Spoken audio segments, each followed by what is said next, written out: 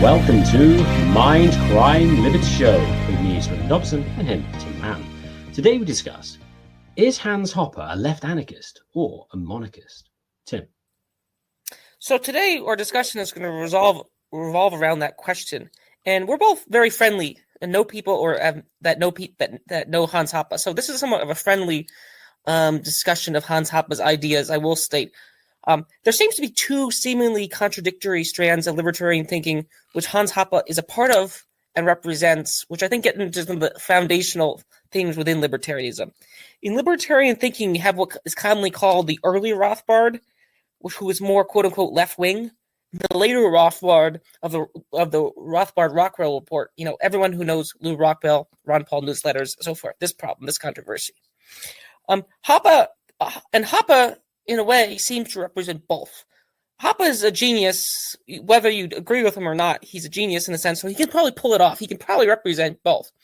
So I think the best argument for the argument that Hoppe is a monarchist and Hoppe is an anti-monarchist, anti-statist, classical liberal too, is found in his central work, Democracy, the God That Failed. This is where I think you get both tensions within his work here, and that's really where I think we should hammer in. So first of all, one way to read Democracy, the God That Failed is to read it as a defense of monarchy. A lot of Hoppe's rightist disciples and followers and fellow travelers will do that exactly as such. A lot of his enemies will take that reading of Hans Hoppe's errors of classical liberalism, Democracy, the God That Failed, as well. I say errors of classical liberalism because I think that is the central chapter. That's where Hans Hoppe goes after Mises too. So now Hoppe has never said he is a monarchist, and when he's asked about monarchy, he only ever says monarchy is in terms of lesser than evils, because people will commonly say that democracy is the best of the worst of all, or something like some combination of those words. It's a kind of a word salad. Well, Hoppe will say, no, actually, monarchy is superior to liberal democracy. So this is the other reading of Hoppe's work, I would say, which the reading I'm going to take, the anarchist view, is to read it as a criticism of both democracy as well as monarchy and states in general. So this is where I'd say the core of Hans Hoppe, the anarchist, or that, and whether he's a left anarchist is a good question, is, couched in. And this version of Hans Hoppe has more in common with Marx or Max Stirner and some other philosophers than Mises, for example. In the errors of classical liberalism, he goes after his, and I believe he actually met Ludwig von Mises himself. So he's literally critiquing Mises. So the other essay of worth to note is Hoppe's essays entitled Austrian and Libertarian Class Analysis. In the spoken form on Mises Media, is entitled What Marx Gets Right. So Hoppe, in this sense, views democracy. Hoppe will say the Marxists view history as primarily a class conflict.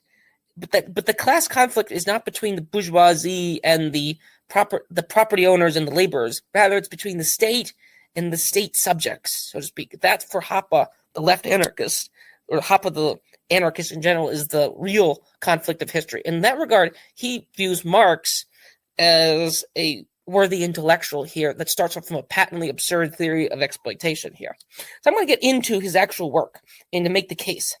So I'm going to read straight from Hoppe's work here. Whether this conclusion is correct or not hinges on the definition of government.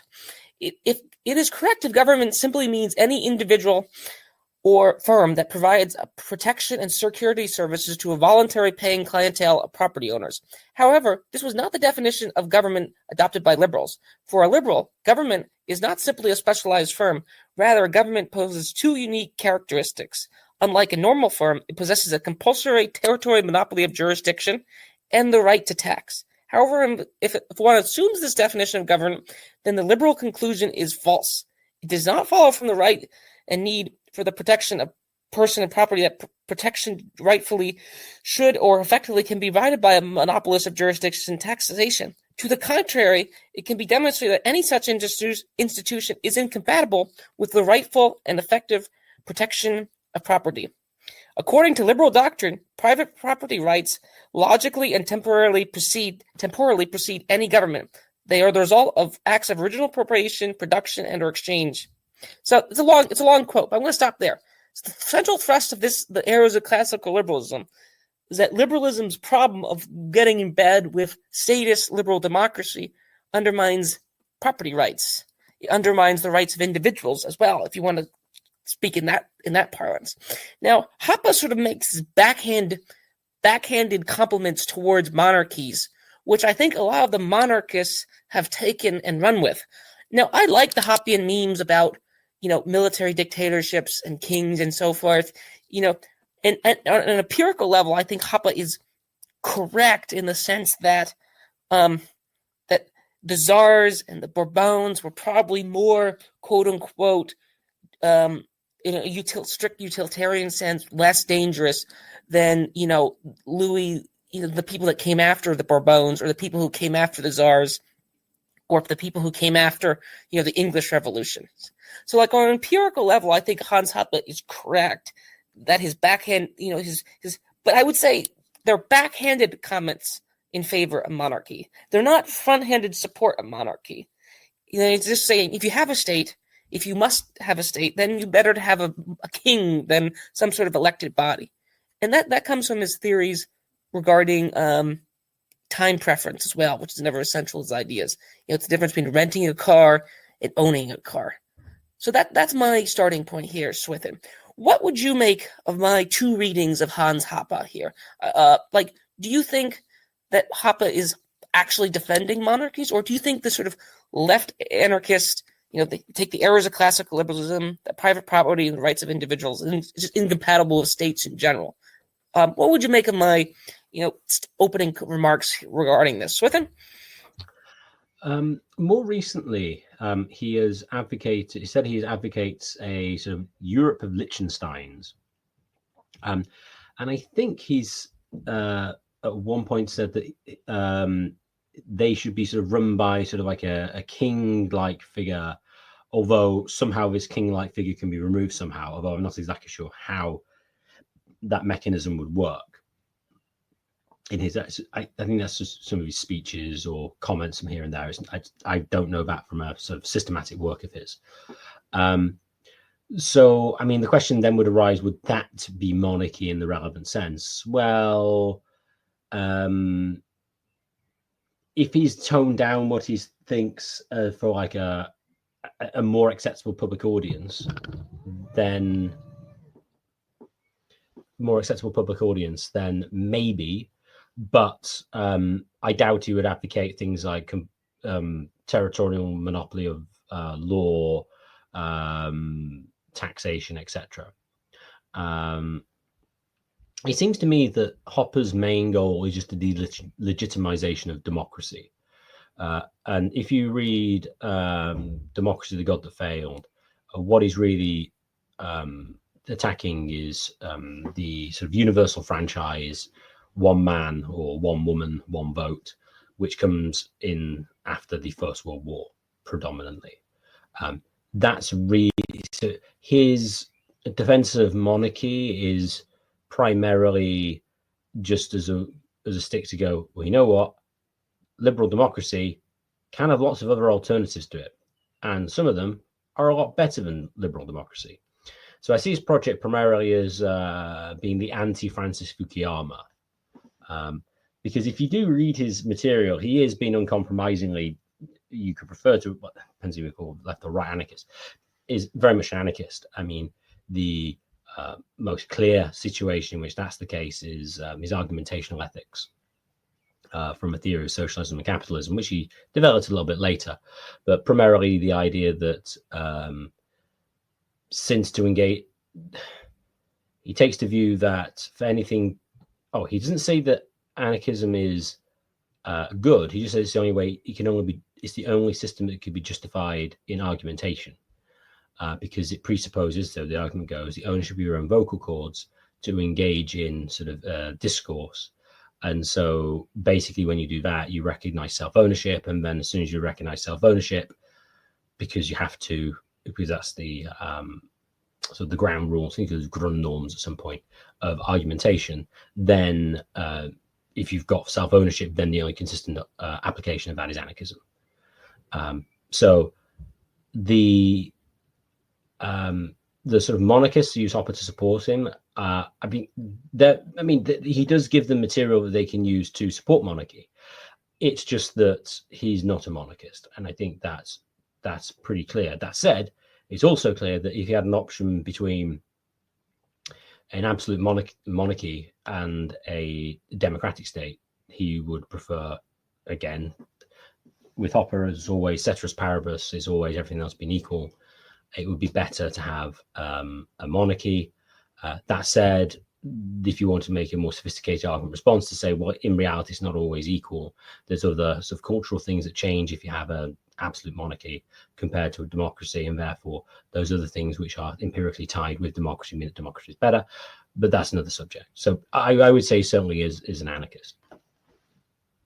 So my next question would be, and this is somewhat I'm going to answer too, is anarchism left-wing? Curtis Yarvin, aka Mencius Moldbug, calls libertarian property anarchism, which is what you could call Hoppe's. Hoppe uses the term private law, but private law for Hoppe is analogous to anarchism. So, and Yarvin would calls libertarian property anarchism leftism. So anyone who does not believe in sovereign property is fundamentally an anarchist. So since the state is an organization, I'm quoting Yarvin here. Anyone who does not believe in sovereign property is fundamentally an anarchist. So a government that does not think of itself as owning its subjects, perhaps some kind of temporary military occupation, can afford to disregard this term in this formula. This is why temporary military occupations can be quite careless of the common good. And this is where Yarvin uses Hoppe's very own example. The general in charge is essentially driving a rented car. So this is about immigration here. Where I'm pulling this from Yarvin's recent work. But I think the principle here is the same here. There is a critique that anarchism is just a form of leftism.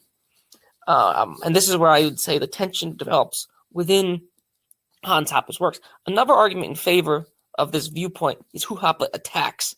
But this, I think, gets into the nature of left versus right. So Hoppe also in the Democracy of the God That Failed goes after conservatives. And he's not going after just the astroturfed ones. He's going after people like Pat Buchanan. And he's arguing that the state, this is in the second chapter of the Democracy of the God That Failed. And again, it's not just merely the astroturfed ones, the neocons. He's going after people like Pat Buchanan and Sam Francis on the grounds that they are advocates of welfare statism.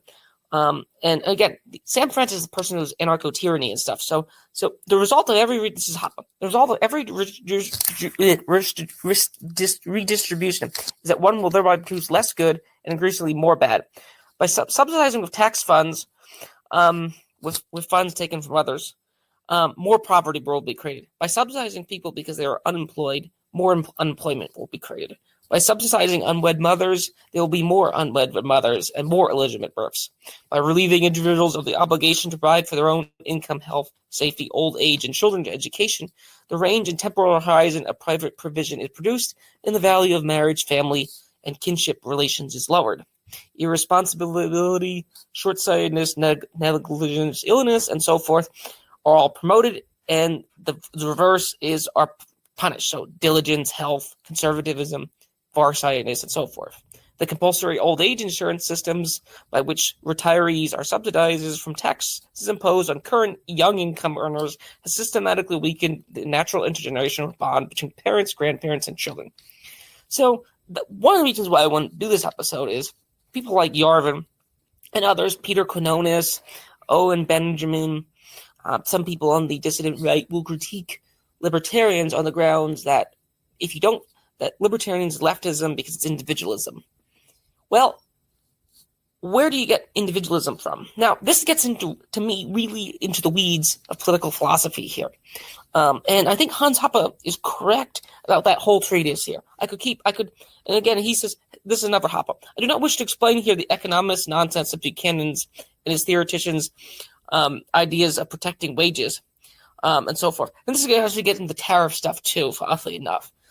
Yet such a full employment society would not be prosperous and strong. It would be composed of people who, despite working from dawn to dusk, would be condemned to poverty and starvation. This is not conservatism. This is economic destructionism. This is all from Democracy, the God That Failed. This is going after Pat Buchanan. So again, I think Pat Buchanan might get some things on the cultural level right.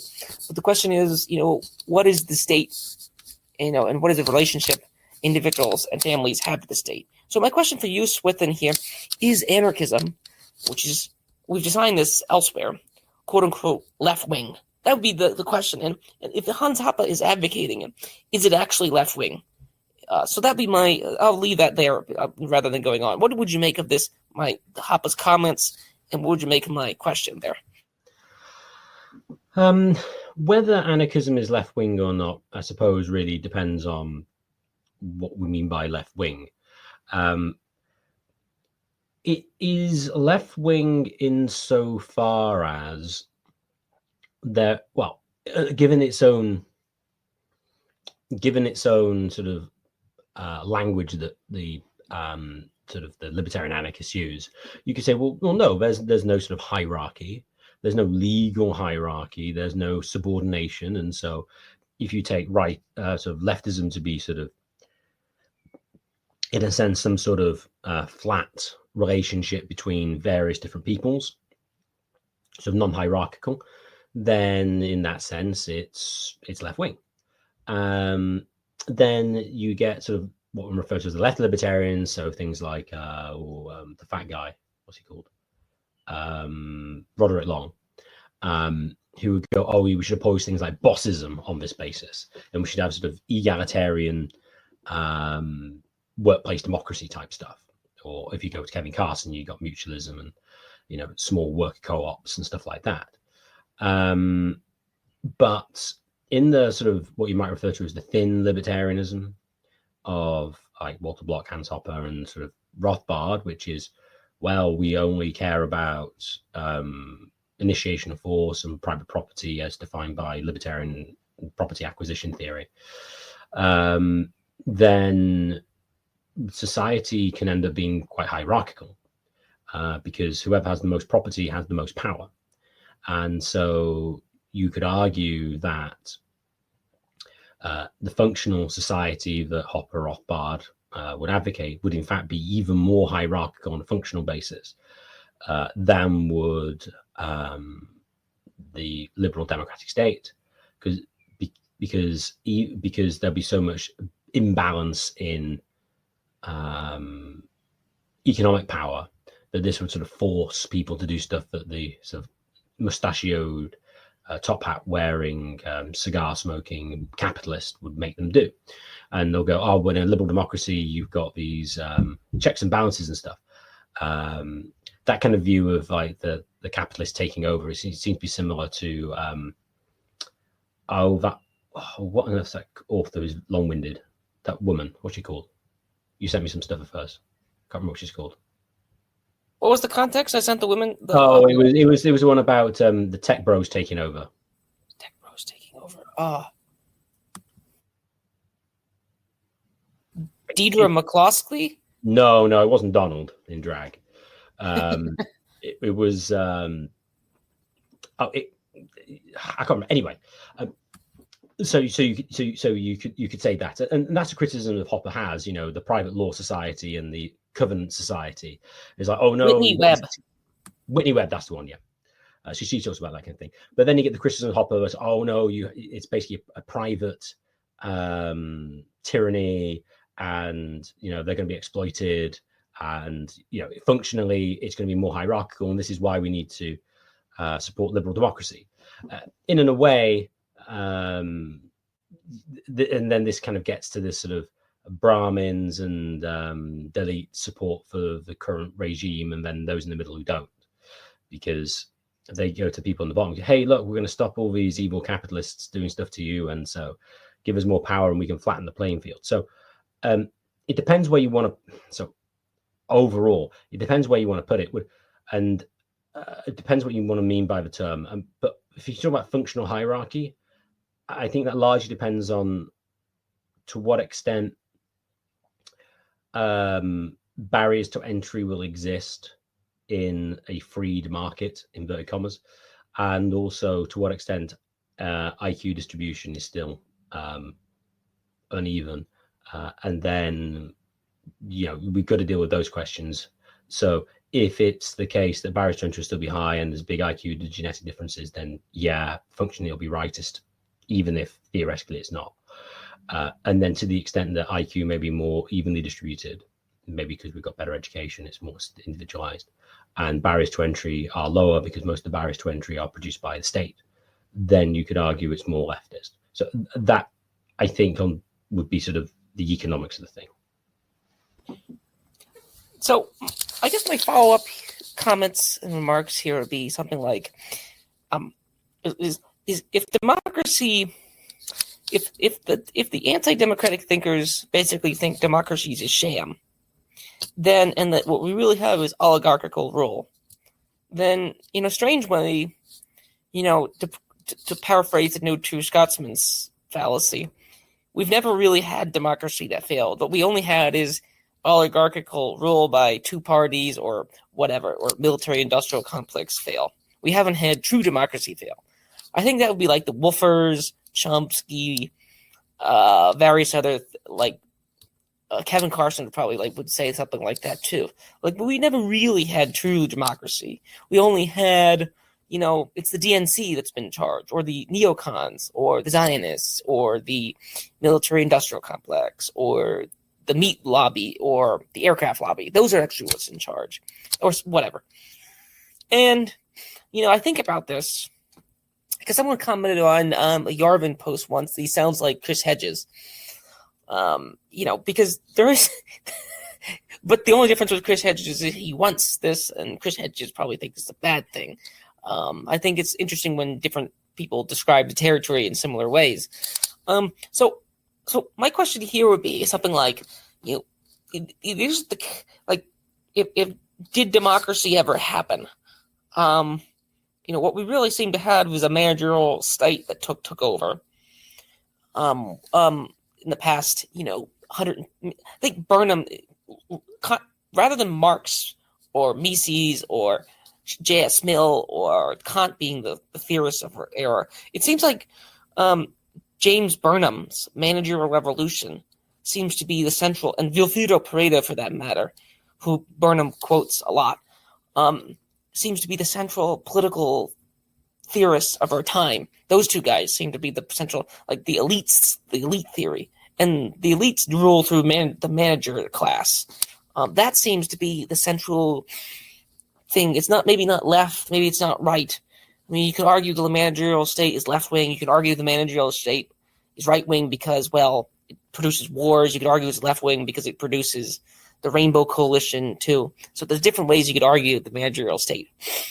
But then, what you could say is, what Hans Hoppe could say is that if you want to be technical, what really failed is the managerial revolution failed, or it didn't produce the liberal values that you wanted, or the liberal values that because Hoppe. This is what I find interesting. Hoppe, like the Marxists, share a similar intellectual lineage. Adam Smith, Ricardo, and Chris Catrone and some of the tanky Marxists are excellent at pointing this out. Chris Catrone is not a tanky, but he oftentimes sounds like one. And some people like Maupin are excellent at pointing all this stuff out. Like a lot of stuff about the early period of American 1800s and so forth, of Germany and so forth. We get the huge explosion in wealth in these societies. And the question is why? And I think the libertarians and the Marxists agree to a large extent on the original origins of this explosion. The rightists either don't like this, so they're like primitivists. The rightists don't like this explosion of wealth that happens in Germany, United States, and England, and parts of France and Italy in the 1800s. What then comes after this period seems to be the managerial state, or the consolidation of capital, into crony capitalism. If Kevin Carson would say that, because Jefferson by modern but at times, for example, was a lefty, in the American Revolution. Yes, he owned slaves, but that wasn't really the question per se of the thing. In terms of like the free yeomans, he was very much Thomas Paine and so forth. So Hoppe and the Marxists agree about history basically up until 1880 or 1914. That's when they start diverging off. So the socialists, after they failed, and McIntyre is great at pointing this out, they just become liberal Democrats. The socialists fail in their goal to overthrow everything, and they just become, more statist democracy or whatever thing like that here. So you could argue Hans Hoppe is neither left nor right. I mean, and actually, interestingly enough, I think that reading of Hoppe might be the one that lasts the longest, oddly enough, just because that's the version in his written words. His later lectures, are more pro-monarchy and pro-other things that some of the left libertarians dislike. But if you read the Errors of Democracy, the God That Failed as a whole book, you could argue it's just as much of an attack on Pat Buchanan as it is on liberal democracy. Because Pat Buchanan is just a conservative socialist. Because that would be his conservative managerial status. That'd probably be the most technical term. So then that's a long kind of lengthy exposition about history of politics regarding like left versus right here. I think it's basically accurate. Do you have any areas where you would disagree with my analysis here? And what do you think the role of the managerial state is regarding this thing? Because it doesn't seem like we have democracy. As much as I think it's a sham, I think the no true Scotsman fallacy might actually be a correct thing to point out. Now, whether it could happen is a good question. And that's where I think Hans Hoppe remains a rightist. He doesn't think it's possible to happen. That's where he remains a Wilfredo Pareto and so forth here. So I guess the logical question would be, where ought freedom be found if indeed Wilfredo Pareto and Burnham is right and the elite theorists are right? Swithin? I think your history is basically correct. You go from sort of the quote-unquote capitalist situation of the 19th and 18th century, where it's more quote-unquote free market or whatever, and then, as James Burnham points out, you get the rise of technique and the control of the managerial class. And so, yes, I mean, pretty much since there you've had, I mean, you have a complete development of this all the way through the 20th century, in sort of technocracy, and that was sort of like a big thing in elite circles in sort of like 20s or not earlier, which all sort of grows out of the which grows out of sort of utilitarianism and sort of scientism and the rational organization of mass society of the 19th century. I don't think that any of the main movers and shakers in that were ever really pro-democracy as it's generally understood. They basically used it as a way to delegitimize landed aristocracy and monarchy. And that's in a sense why they are sort of leftists, because they are just against something. And what they were trying to do, I think, was to create a situation where the experts and the managerial elites could run society. So yeah, I think democracy, as is generally as democracy is described as sort of like this informed citizenry who look and see how well everybody is doing and votes according to and votes according to who the best party is and all these checks and balances and yeah, it's never really existed, because the number of people who actually care enough to are informed to do this isn't there. It ends up just being tribal, and I think it's primarily just a useful ideology to undermine traditional monarchy and aristocracy. I suppose the question would be, that said though, because you don't have sort of inheritance in the same way, because a lot of like the technocrats, but I know the technocrats, inheritance is bad. We should be doing it all on merit, and merit. And whoever's the best should have the factors of production and whatever. And that's where it should go. So insofar as they're opposed to things like inheritance and having just the sort of scientific elites run society, the science run society, actually Hoppe's criticisms of the sort of renting versus ownership is actually entirely accurate, even though it doesn't actually describe the theoretical democratic state that he is sort of critiquing. Now, it is true that it will make a difference, because you have to have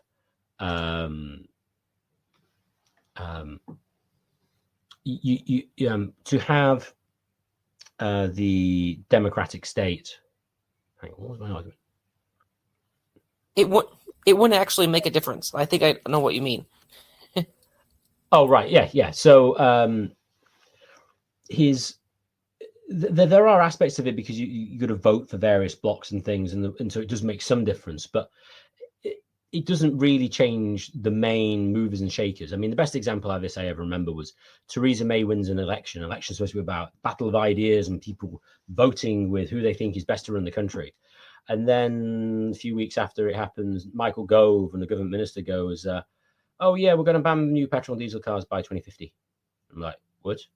No one ever talked about it in the election. You think, well, this would be something that, the theoretical democracy should be talking about, this major issue of banning petrol and diesel cars. You think this would be something that the electorate would be interested in. No. Let's talk about that after the election. You have a managerial state which uses democracy as a legitimizing ideology.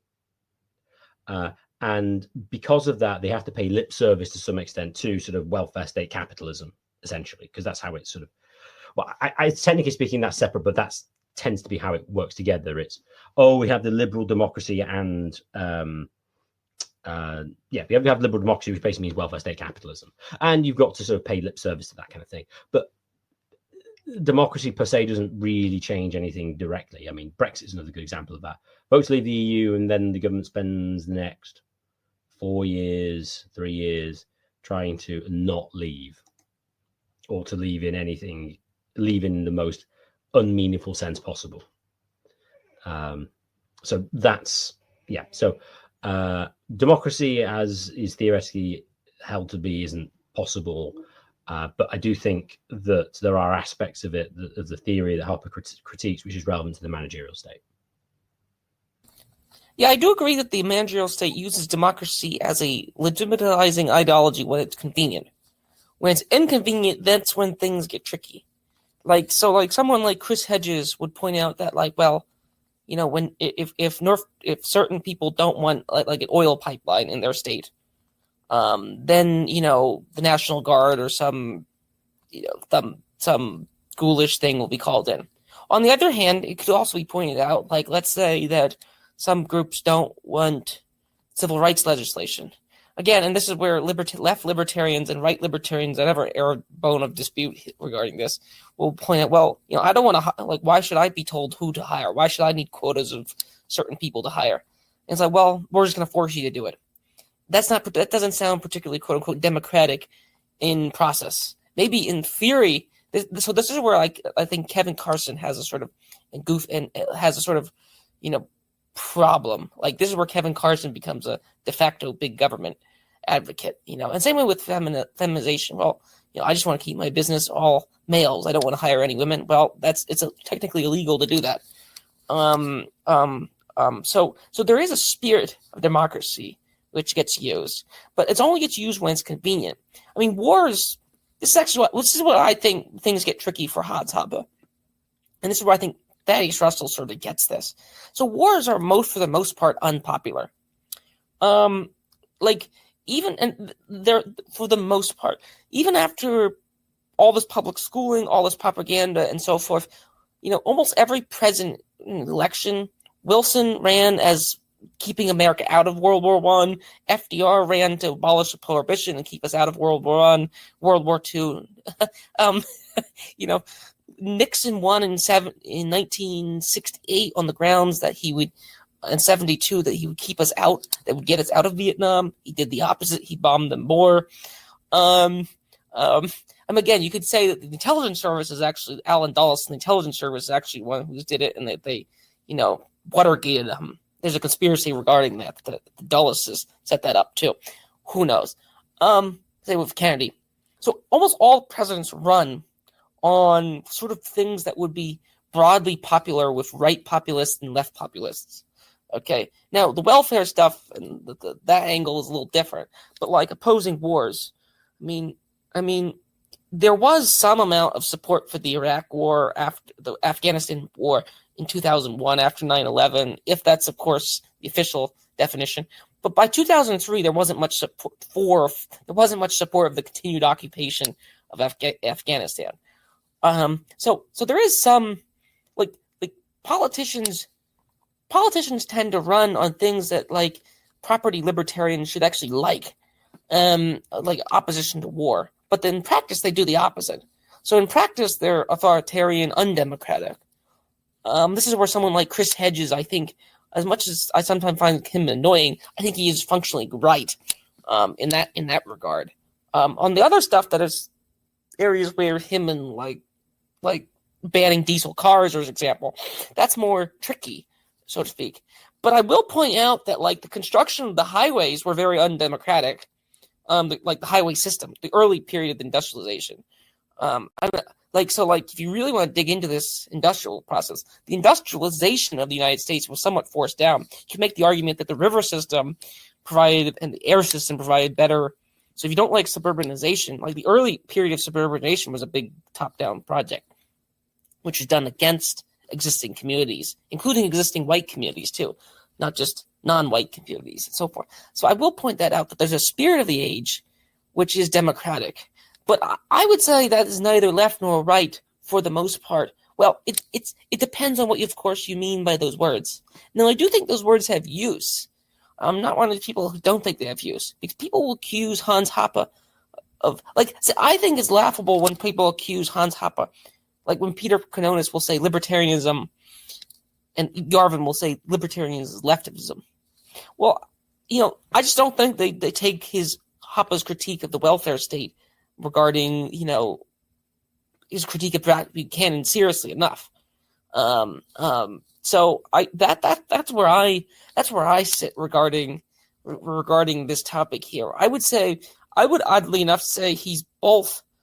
There's a superficial reading of Hoppe to say he's a monarchist, but the deeper reading is to say he is an anarchist, and that anarchism is actually functionally or foundationally right-wing, in a very kind of deep way that actually the democracy spirit of your age is both forced down your throat through the state, which does it on the grounds of being democratic, but in practice is not. And in theory cannot be because we know, if you follow elite theory down the rabbit hole of elite theory, the elections aren't. Why did Trump win? Well, everyone sort of admitted that Trump was going to have a good chance of winning when Mark Zuckerberg went on the Joe Rogan Experience, basically to make up, and so for Amir Adamson and Elon Musk and some of the other Peter Thiel. Again, if you want to look at the underneath story, that's how Trump won. He didn't win because, and the opposite was true in 2020, and the opposite was true in 2008, and so forth, and it goes back and forth. So it seems like the managerial state will use it when it's convenient, but when it's inconvenient, they won't use it. So there, I think the no true fallacy is actually right. The no true Scotsman fallacy is actually a useful thing to think about it. That we've never really had, quote unquote, grassroots democracy, partly because the elites don't want it, and partly because it's impossible. So in that regard, the ideal society, which I think is Hans Hoppe is pointing toward, would be a society where there's no managerial state, that people can, quote unquote, rule themselves. Now, this might actually be, utopian, and if utopianism is left wing, then of course Hans Hoppe and anarchism is left wing. If indeed people ruling themselves in their own communities, aka 1,000 Liechtensteins, would just lead to, disorder and, bad anarchy and, warlordism, if that indeed what would happen, then maybe Hans Hoppe is actually anti-Hobbesian Hoppe is actually leftist, because, that would be the outcome. But I don't know. That to me is the question here. Like, can people, quote unquote, rule themselves? Can we create laws that are useful without a centralized managerial state? I think there's a chance that we could. It might not be likely, but I think there's a chance we could. And I think the outcome of that would be functionally right-wing. That's how I would answer my question here. It's not an easy answer. It's not a simple answer in one sentence that I can summarize. So, Ethan, what would you make of that long answer to that question here regarding, what is anarchism, and is it left-wing or right-wing?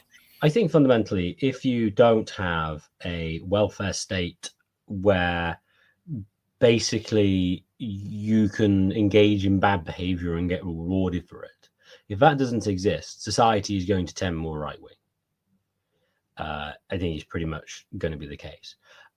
You could argue maybe, if you have abortion, then that's okay because women just get knocked up and have abortions constantly. It's true. That could happen. But a lot of them tend not to. Well, I suppose you could say the abortion rate would go up. But that provides an additional cost. Because even though abortion sort of promotion has done so well, a lot of people still think it's kind of icky and they'd rather not do it. Because the corporate face of abortion is like, oh no, what was Obama say? Rare, safe, and something safe and rare, or something. It's just something to do on the side. I think if you have a situation where you can't have these people who sort of basically live directly at the expense of others like that, then you're not going to have a more leftist society. Now, you could argue, of course, and the left anarchists would do, and Keith Preston might to make sense of, well, the people who exploit other people to the most extent are sort of like the billionaire class who have sort of rigged the system in their favor. But the thing is, though, they actually had to be vaguely intelligent to pull that off.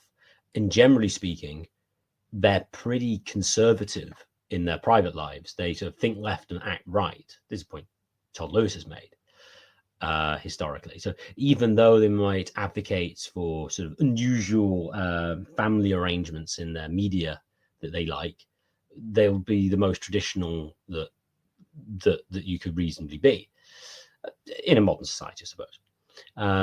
So yeah, I think you get rid of the welfare state and you end up with a more de facto, more right-wing society.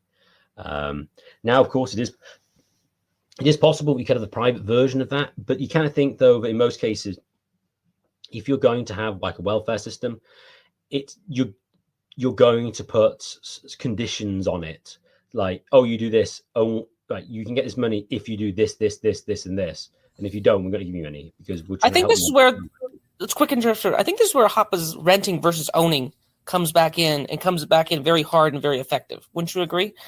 The renting versus owning method. Like if your community is just like, if you just view your community, if the leaders of the community just rent their community out, they're just going to do the short-term thinking. If you own it long-term, you will look for the long-term goal of the process. Correct? Yes, that's true.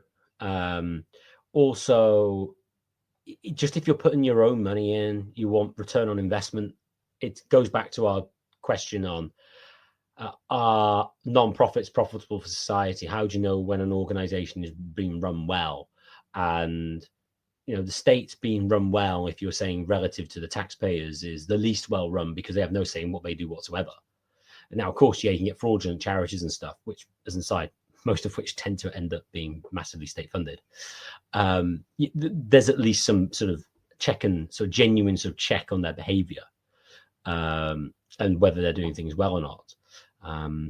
So I think when it comes to sort of cultural and social thing, that is the main issue. That said, of course, the elites don't have many children. Well, it's kind of weird. Some of them do. So that kind of goes one of two ways.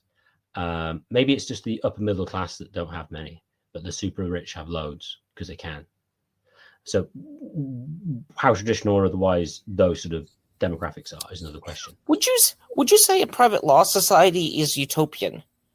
I mean, this is to me the critique that gets made by people like that. This is just going to lead to all sorts of terrible things. It's no different than what the Jacobins advocated and so forth.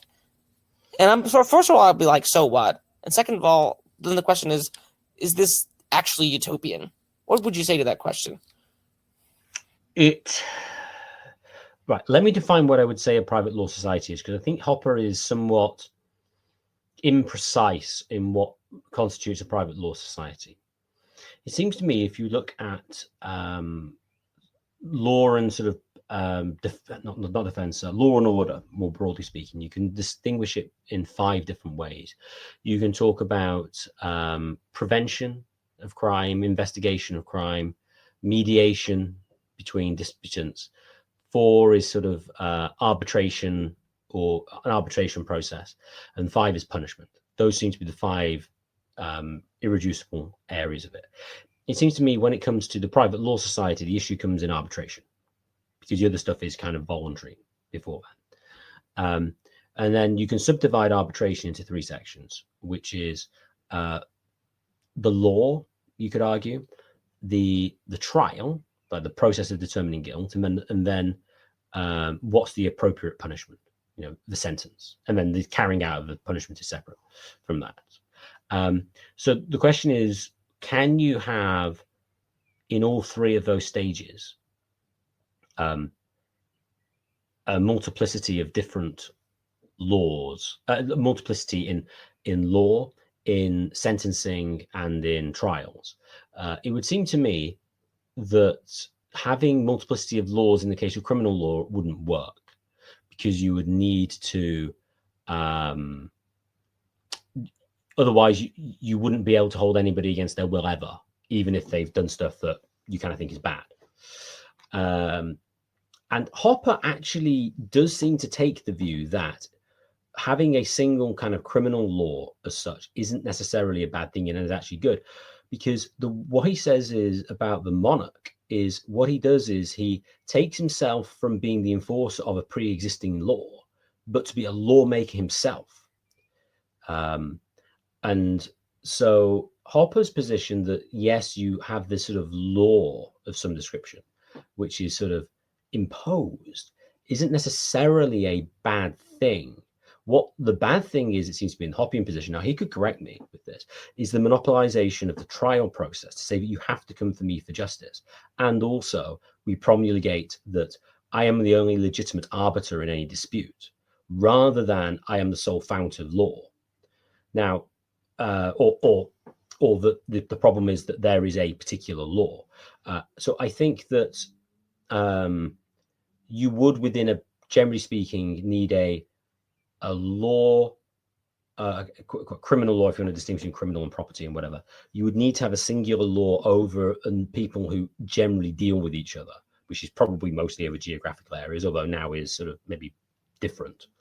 But that doesn't follow from that you need state judges or anything. You can have anybody who sort of follows the custom of the area and enforces the law as people think it should be enforced. And then they announce and they follow the sort of the norms, and their pronouncements are legitimate, which would mean that any sort of punishment agency, if you call it that, who was to, I don't know, imprison or expropriate property or take property from people, wouldn't be considered an outlaw. Now, that said, do you need the law over a really large area? Probably not. You do have examples of criminal law being different in different jurisdictions, even today, over states, and obviously even smaller states at that as well. Let's take Eastern Europe as an example, with relatively small countries by modern standards. Obviously, there's some large ones, thinking like Serbia, Montenegro, that kind of thing, Bosnia. So even if you did have if you did want sort of different laws within sort of the arbitration category, even there you don't necessarily need that law to be common over a massive area, even though it might be bigger than sort of like the left anarchists might think. So I realize that's quite a technical response, but having that system, I don't think is a way as a single law, and there's lots of different enforcements of it, is not utopian per se. I think that's perfectly plausible.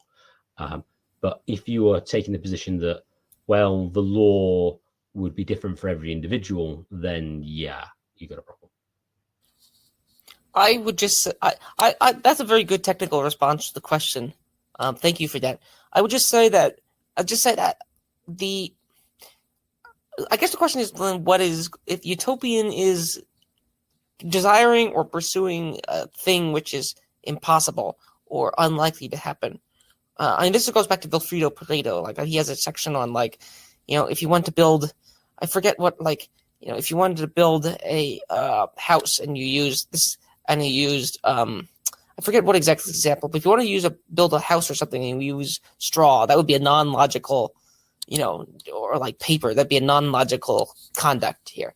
So if you want to say utopian is non-logical or impossible to reach thing, then I don't see why a private law society meets those standards. On the contrary, I would say expecting justice, if indeed justice exists, from one, and this is where Hoppe the anarchist comes out, from one, territorial jurist monopolist, expecting justice, especially about disputes that he's involved in, the state or whatever the justice system is involved in, is utopian. Expecting them to rule, like, against them, that to me strikes me as utopian. So like, I think, like, if the state wins, the state's interests generally win if the state goes up against the non-state interests. Yes, there are examples where on the contrary happens, but like even in instances, oftentimes it just comes out of the taxpayer's bill anyway.